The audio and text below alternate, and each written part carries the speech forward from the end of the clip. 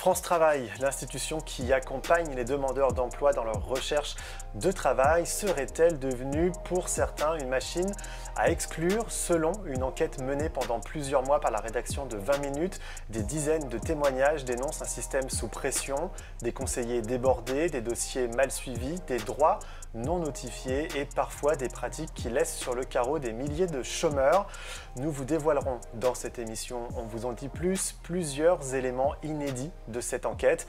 Un dossier que vous pouvez retrouver dès maintenant sur notre site internet 20minutes.fr. Et avec nous sur ce plateau pour en parler, deux invités. À ma gauche, Valentine Maillochon.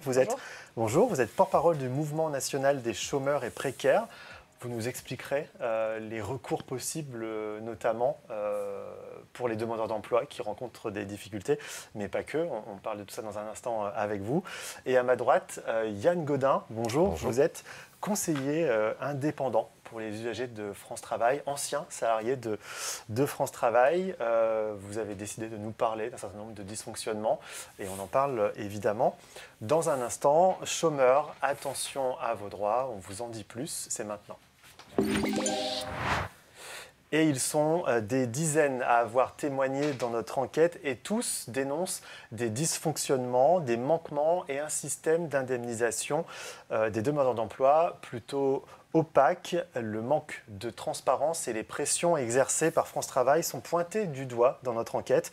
Dans le reportage qui va suivre, quelques exemples, vous allez le voir, plus ou moins surprenants. Un reportage de Jean-Loup Delmas et de Thomas Micho-Bielic.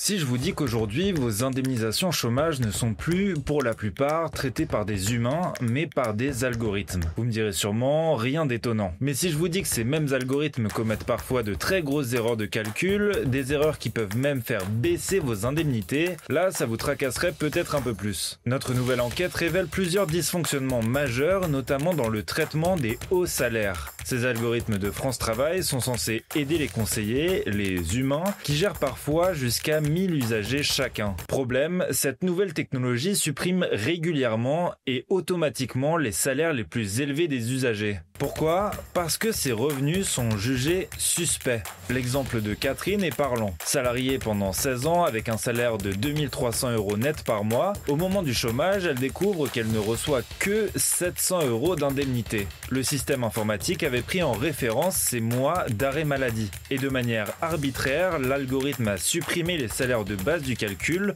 les jugeant trop étranges par rapport à sa médiane de revenus.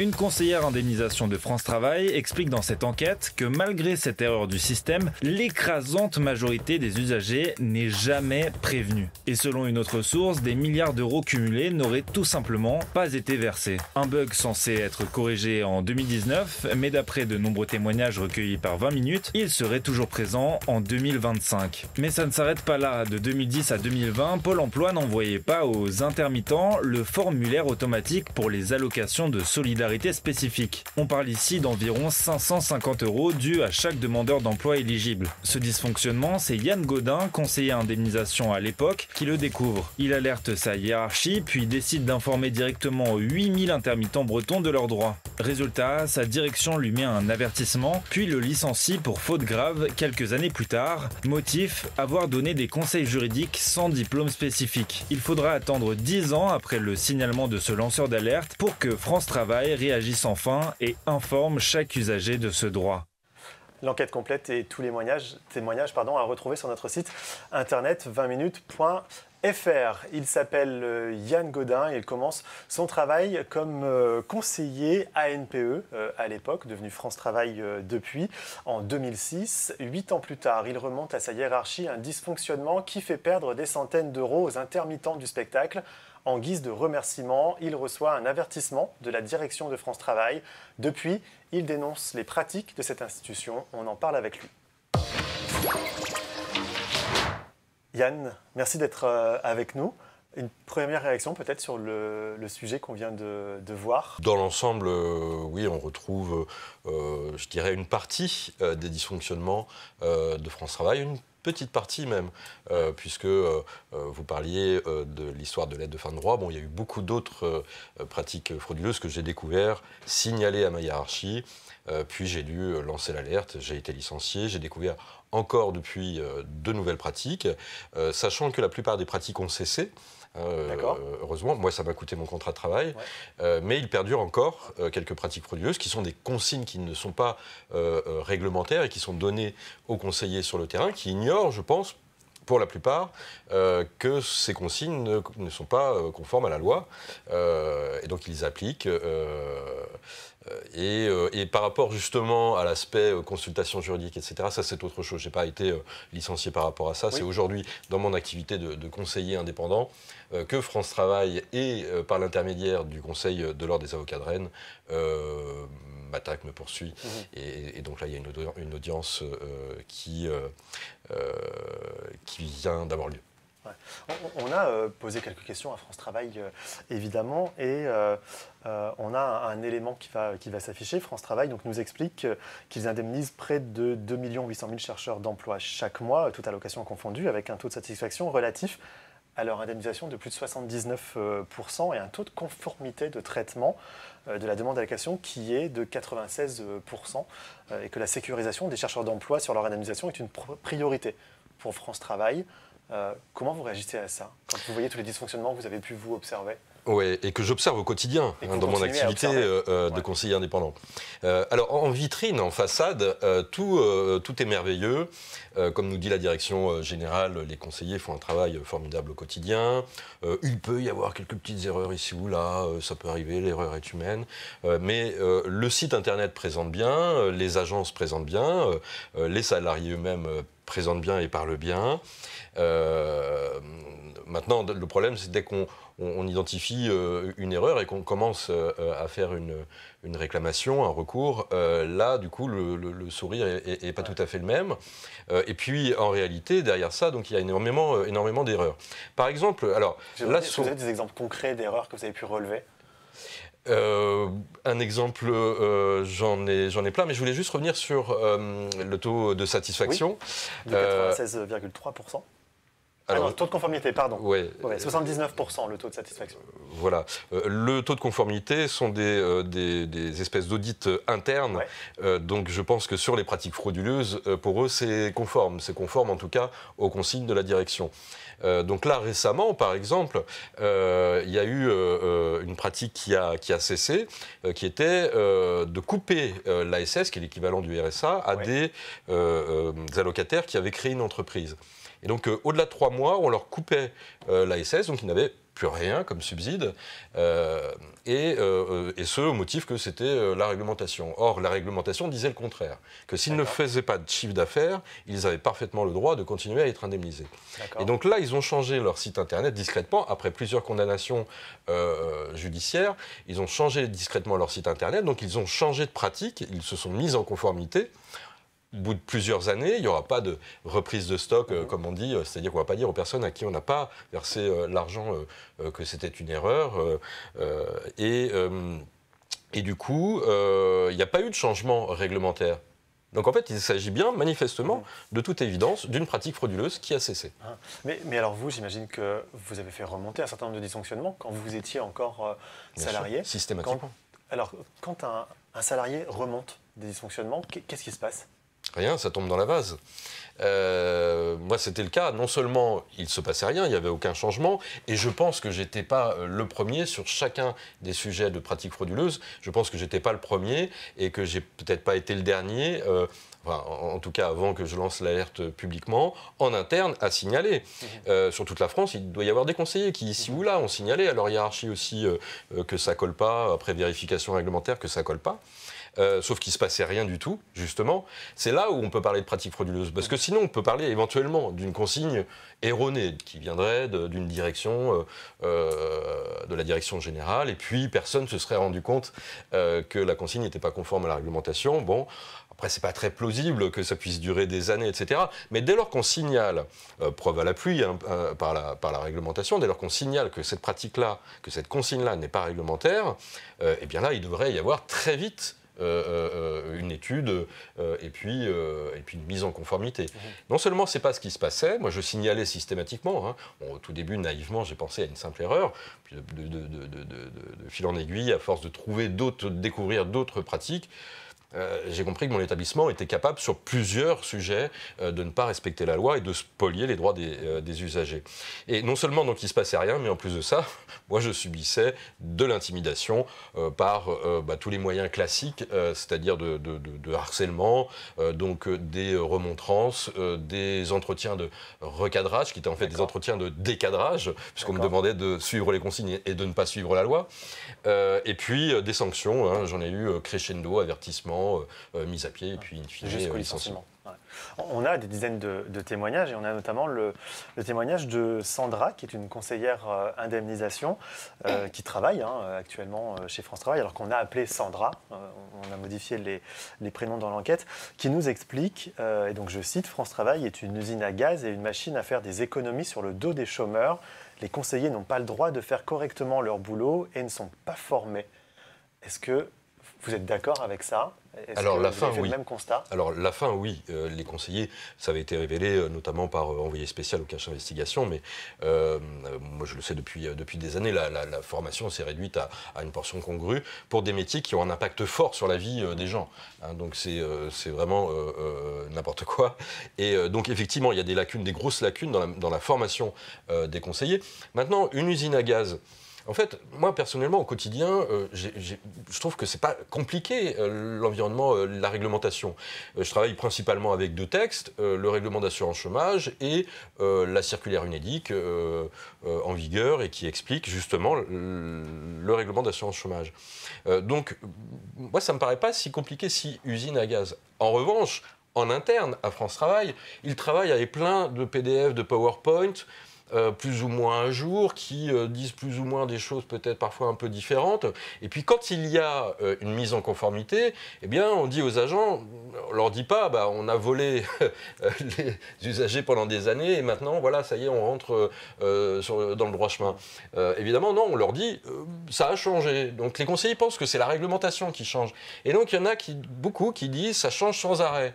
Mais non, en fait, il n'y a pas sans arrêt des changements. Il y en a eu pas mal ces dernières années avec les réformes. Cela dit, il y a quand même une base commune. Les articles n'ont pas tous intégralement été chamboulés. Donc, usine à gaz, c'est surtout par rapport à l'organisation. C'est sur le fonctionnement interne, finalement. Et à l'information, exactement par rapport au fonctionnement interne.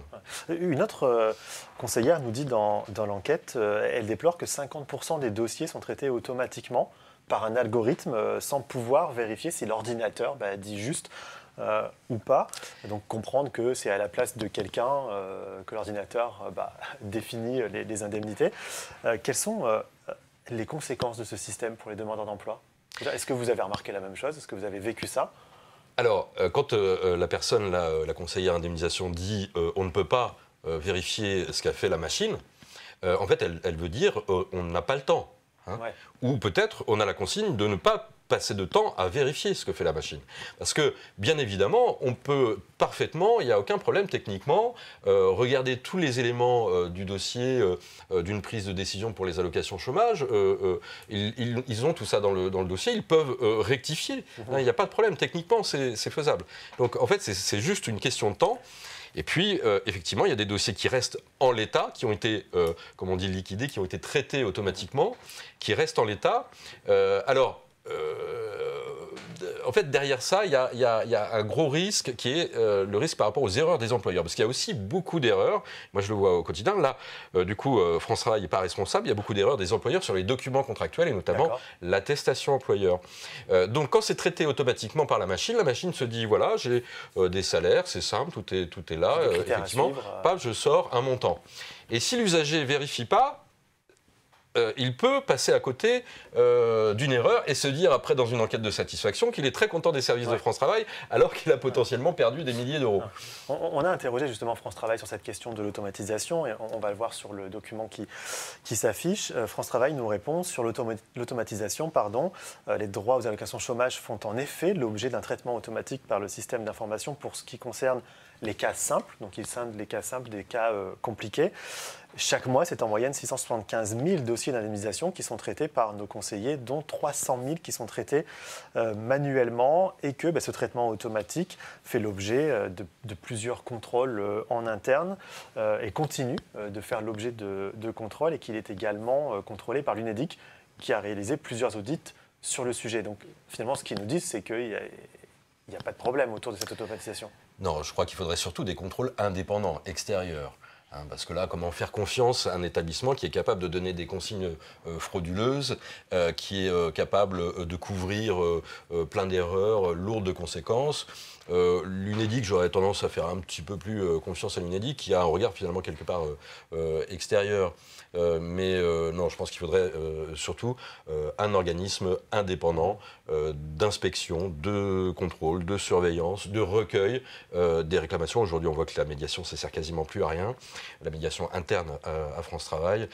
Donc, moi, c'est parmi les solutions que je demande, c'est à financement égal, c'est la création d'un réseau d'inspection en lieu et place du réseau de médiation. On peut conserver quelques médiateurs pour quelques sujets bien précis, mais voilà ce qu'il faudrait pour s'assurer, pour sécuriser les services au quotidien pour chaque usager, puisqu'encore une fois, pour chaque usager, ça a des impacts sur sa vie, sur son subside pour remplir son frigo, pour son foyer, ses enfants. Sa santé. Et sa santé. Et sa santé. Ouais. Vous aviez combien de demandeurs d'emploi à suivre, vous ? Alors moi, quand je suis parti, j'étais à 500 demandeurs d'emploi dans mon portefeuille. Et ça allait, j'arrivais à gérer. D'ailleurs, pendant des années, France Travail, enfin Pôle emploi à l'époque tolérait que je réponde à des intermittents du spectacle de toute la région Bretagne. Et je le faisais en plus de mon travail pour les 500 personnes qui étaient dans mon portefeuille. Donc après, la taille de portefeuille, ça ne veut pas dire grand-chose. Ça dépend de la typologie. Ça peut être des cas simples comme des cas très compliqués. Exactement. Qui prennent plus de temps à gérer. Parce qu'une conseillère, justement, dans l'enquête qui est disponible sur 20minutes.fr, nous explique qu'elle a un portefeuille de 1000 usagers à traiter, à conseiller. Et ça paraît énorme, 1000 usagers. On n'a pas le temps de suivre 1000 usagers. Alors pareil, si vous êtes conseiller indemnisation, que vous avez 1000 allocataires de l'ASS, vous aurez beaucoup moins de travail, je ne vais pas rentrer dans le détail, que si vous avez 1000 allocataires de l'assurance chômage, de l'ARE, et que ce sont des gens qui travaillent de manière récurrente, voilà, avec des histoires de cumul, de paiement chaque mois, etc. Donc ça dépend, il faut regarder après dans le détail, ça dépend, c'est pas forcément énorme, c'est pas forcément beaucoup trop, mais ça peut l'être. Voilà. Après, à la création de Pôle emploi, bon, c'était ça n'existait pas encore le portefeuille de conseiller indemnisation, mais pour les conseillers emploi, donc il y avait 3 types de portefeuilles. On était bien en deçà des chiffres réels d'aujourd'hui. Donc j'imagine que ça avait été calibré, que ça avait été étudié pour pas qu'il y ait une surcharge de travail. Puis en fait, très rapidement, ils se sont rendus compte qu'il y avait trop de monde. C'est surtout qu'à partir de 2008, le nombre d'inscrits est fortement remonté. Il n'a pas cessé de remonter, contrairement à l'indice de l'INSEE qui ne mesure pas le chômage, qui mesure plutôt la demande d'emploi immédiate. Le nombre d'inscrits n'a pas cessé d'augmenter. Et puis aujourd'hui, on est carrément rendu à 7,4 millions avec tous les allocataires du RSA. Justement, alors France Travail, on les a interrogés également sur le nombre de dossiers à suivre. Et ils nous expliquent qu'en ce qui concerne les conseillers indemnisation, ils traitent près de 8 millions de dossiers par an. Et que, oui, donc je cite, donc oui, des erreurs sont possibles, mais nous mettons tout en œuvre pour y remédier. Ce qui ne veut rien dire. Ça ne me dit rien de la prévalence des erreurs, c'est-à-dire la récurrence, le nombre de dossiers impactés par des erreurs. Ça ne dit strictement rien par rapport à ça. Moi, j'ai fait une étude mais qui est un recensement auquel 1100 personnes ont répondu. Bon, finalement, c'est très peu au regard du nombre total d'inscrits à France Travail. Donc, il faudrait une étude d'ampleur, peut-être un audit à l'échelle d'une ou de quelques agences, ou alors une étude comme on dit, random parmi tous les usagers, enfin un grand panel d'usagers de France Travail, pour voir combien ont identifié une erreur, un préjudice. Parce qu'il y a aussi, c'est pour ça que le regard d'un expert sur les dossiers directement permettrait d'identifier des erreurs que l'usager peut-être ignorait. Qu'est-ce que vous attendez, vous, aujourd'hui, en témoignant ? comme ça? Alors, ça fait des années que j'attends une sécurisation des services de France Travail. Moi, par exemple, je suis conseiller indépendant. Je suis un service privé pour lequel les gens doivent payer. Ils doivent payer un service privé pour avoir leurs droits avec le service public. Ça n'a pas de sens. Donc, depuis des années, moi, ce que je demande, c'est une sécurisation avec des propositions très concrètes. Donc, je vous ai parlé de ce réseau d'inspection. Et puis après, j'ai des propositions en matière de formation. Alors, tout ça à budget égal, sans surcoût. Parce que, évidemment, la facilité, c'est de dire on est débordé, on n'a pas de temps, il y a trop de monde, on recrute, mais tout ça, c'est de la dépense publique, c'est très d'actualité. Donc moi, à budget égal, je propose des améliorations et de la sécurité pour les services de France Travail, à la fois pour les usagers et aussi pour le bien-être des conseillers eux-mêmes, ce qui pourrait faire diminuer le taux d'absentéisme notamment, et donc apporter finalement, libérer du temps et alléger du coup par là la charge de travail pour les conseillers. Eh bien, justement, demandeur d'emploi, quels sont vos droits, quels recours, vers qui s'adresser en cas de problème? On va évoquer ces questions avec notre invitée qui est également autour de la table, Valentine Maillochon, qui est porte-parole du mouvement national des chômeurs et précaires. Valentine, on a dit beaucoup de choses depuis le début de cette émission avec Yann. La première question que je voudrais vous poser, au regard de tout ce qu'on vient de dire, c'est quels sont les droits fondamentaux des demandeurs d'emploi aujourd'hui? Le droit à une information claire, je dirais le droit d'être accompagné correctement, d'être entendu. Malheureusement, aujourd'hui, comme l'expliquait Yann, c'est devenu de plus en plus compliqué parce qu'il y a de moins en moins d'humains et de plus en plus typiquement de machines, d'algorithmes. On est souvent sur des publics qui sont pas au meilleur de leur forme. On est sur des gens qui ont souvent perdu leur emploi ou qui sont dans une démarche de recherche depuis très longtemps. Ça abîme beaucoup. Ça abîme beaucoup mentalement, moralement. C'est difficile de devoir se justifier auprès d'une institution où on sent que la personne en face de nous, le conseiller ou la conseillère, n'a pas le temps, pose des questions. Ça peut être parfois de la suspicion. Ça rompt le contact, ça rompt la confiance. Alors évidemment pas tous, on est aussi en relation avec des syndicats de travailleurs chez Pôle emploi qui, eux, voient alarme eux aussi depuis des années sur la manière dont leur métier a évolué. En fait, avant on formait à un métier d'accompagnement et aujourd'hui ce qu'ils disent c'est qu'on forme juste des gens à un ensemble d'outils pour classer, trier, remplir des tableaux, faire passer quelqu'un d'un statut à un autre. Il y a de moins en moins d'humains et en fait ça abîme aussi bien le conseiller ou la conseillère que le demandeur ou la demandeuse d'emploi en face en fait. Donc moralement c'est dur pour tout le monde et c'est pour ça qu'on a un slogan qui est assez connu chez nous, c'est solidaire des deux côtés du guichet. Après quand il s'agit de défendre ses droits, quand on est en face de quelqu'un qui est débordé, qui n'a pas eu le temps de lire toutes les petites notes, c'est pas des assistants sociaux non plus. Sauf qu'il faut être capable de recevoir la parole de quelqu'un qui doit expliquer qu'il a des soucis de santé, qui doit faire garder ses gosses, que sa voiture ne fonctionne pas et la personne, elle sait qu'elle a le conseiller ou la conseillère, il sait qu'il a des rendez-vous après. Des fois, les rendez-vous sont expéditifs, ça rompt le lien et en fait, à la fin, le demandeur ou la demandeuse d'emploi, il dit « mais je veux pas y retourner » en fait. Ça, ils font face à des situations humaines en fait. C'est ça. En face d'eux, c'est ça. Oui, et ça nécessite du temps et de l'accompagnement et ça nécessite aussi de la personnalisation en fait. C'est pas une histoire de vous arrivez à ça, je vais vous mettre dans telle case et ensuite on va faire en sorte que vous passiez dans telle case et puis terminé, bonsoir. C'est vachement plus complexe que ça. Ça demande du temps, ça demande de l'écoute. Et en fait, ça, c'est vraiment que du cas par cas. Ouais. Et c'est pas une histoire d'indicateur à surveiller sur un tableau, des barèmes. Alors l'algorithme, j'imagine qu'il est bien sympa. Le truc, c'est qu'en fait, est-ce qu'on attaque les développeurs? Est-ce qu'on attaque France Travail? Qui c'est qui ordonne à l'algorithme de faire certains choix et pas d'autres? Est-ce que l'algorithme... Tout ça est opaque, ça veut dire? Tout ça est très opaque. Est-ce qu'il a été rendu public? Enfin, moi, je ne l'ai pas vu passer. Il faut plus de transparence dans la manière dont sont traitées justement ces infos-là. Parce que c'est sympa en fait de dire si vous n'êtes pas d'accord, vous allez dans votre espace personnel, vous faites une réclamation, une demande, on vous répond. 9 fois sur 10, Pôle emploi France Travail considère qu'il est dans son bon droit et que on passe à la médiation, etc. Il y a tout un espèce de processus qui est chiant, excusez-moi du terme, où il faut produire il faut montrer des documents, donc il faut vraiment tout garder. Il faut dire alors j'ai reçu ce courrier. Le courrier précédent ne me disait pas la même chose. On me dit que j'ai reçu ce courrier, mais il se trouve qu'en fait, moi, j'ai changé d'adresse, vous ne me l'avez pas envoyé à la bonne adresse.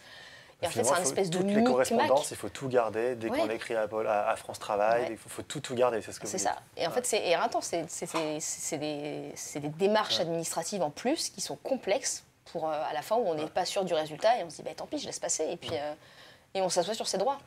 Pourtant, France Travail, c'est la promesse d'un service public de l'emploi simplifié, qui a été rénové. Ça veut dire qu'aujourd'hui, on n'y est pas?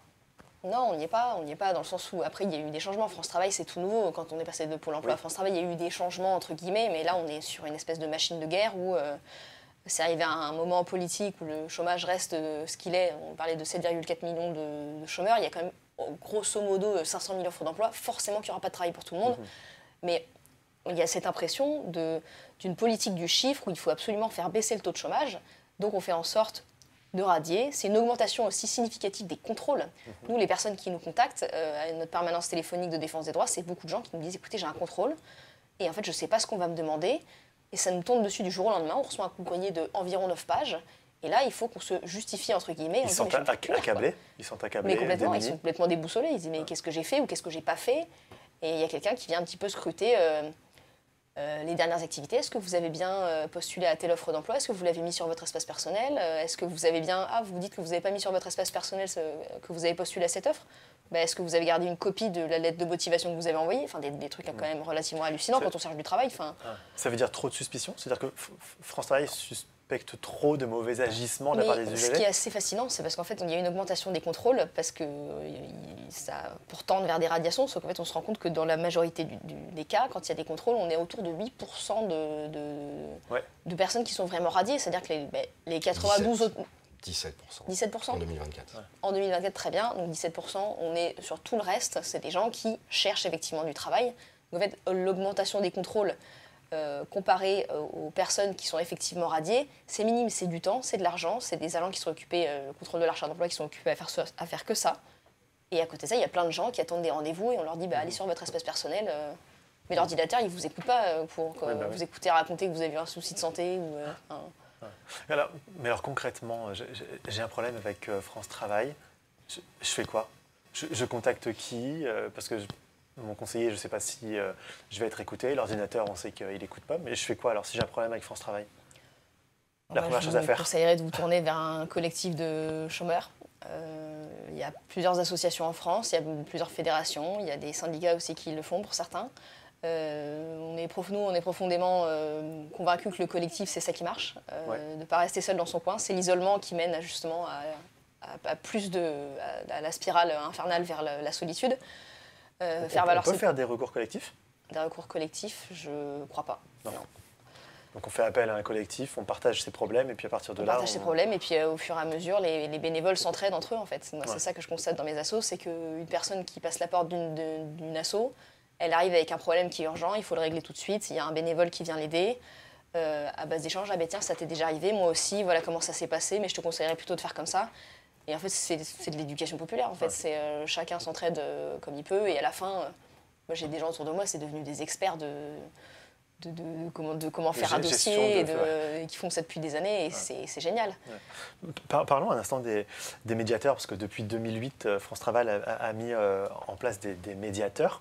Dans le rapport national de 2024 est indiqué un taux de satisfaction total de la part des usagers qui n'est que de 18%, en chute de 3 points en un an, ce qui est considérable. Ma première question, c'est, dans quel cas est-ce qu'on peut utiliser ces médiateurs? Et 2, est-ce que c'est vraiment efficace? Alors les médiateurs, tous les ans, ils sortent un super rapport qu'on aime beaucoup. Mais pour le coup, donc il y a vraiment ce truc-là de dire, alors voilà, France Travail, ça ne fonctionne pas sur ce point-là, ça ne fonctionne pas sur ce point-là. On a constaté au vu de toute la médiation qui a eu lieu cette année que tel point était bien, tel point était pas bien. Voilà ce qu'on préconise. France Travail le publie et on se dit, et ça s'arrête là. Est-ce que France Travail, en fait la question c'est est-ce qu'il le lit et est-ce qu'il le prend vraiment en compte? Parce qu'il y a des problèmes qui se retrouvent d'année en année dans chaque rapport.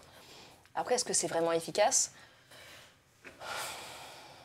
Je dirais pas de le passer à la trappe, mais je peux comprendre que les usagers soient frustrés parce que du coup, il y a de plus en plus de demandes de ce que je constate. Et du coup, il faut traiter toutes ces demandes. Et là, c'est pareil, c'est juste que ça s'engorge en fait.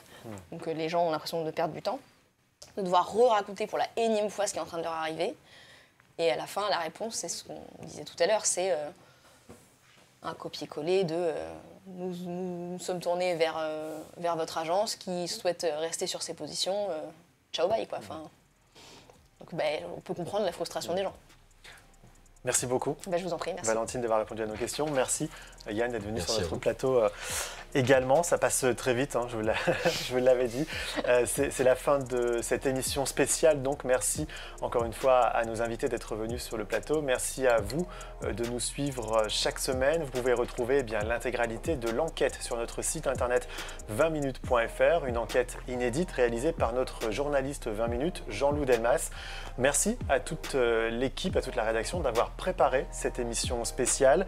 Et pour ne rien rater de 20 minutes, vous pouvez vous inscrire à notre newsletter. Vous recevrez très souvent des nouvelles de nous. La semaine prochaine, une autre émission spéciale consacrée cette fois à la Paris Games Week. On se donne rendez-vous la semaine prochaine à la même heure.